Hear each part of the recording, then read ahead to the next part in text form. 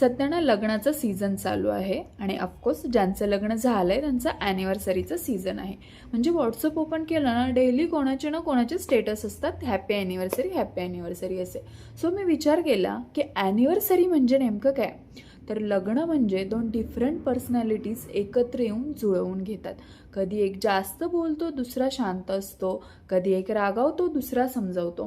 दोघांमध्ये रुसवे फुगवे असतात, एकमेकांना मनवणं असतं. कधी छोट्या छोट्या गोष्टींवरून होणाऱ्या मिसअंडरस्टँडिंगही असतात. पण शेवटी काय तर दोघांमधील ट्रस्ट आणि साथ महत्त्वाची. आणि याच प्रवासातून एक दिवस येतो, तो म्हणजे ॲनिव्हर्सरी. सो बेसिकली ॲनिव्हर्सरी हे फक्त सेलिब्रेशन नाही आहे, तर तो एक रिमाइंडर आहे की आपण अजूनही सोबत आहोत, आपण अजूनही एकमेकांसाठी उभे आहोत. सो मला असं वाटतं की ॲनिव्हर्सरी म्हणजे फक्त स्टेटस ठेवण्याचा दिवस नाही, तर एकमेकांच्या हातात हात घेऊन एकमेकांना लाईफ टाईम सोबत राहण्याचं प्रॉमिस देणे आहे.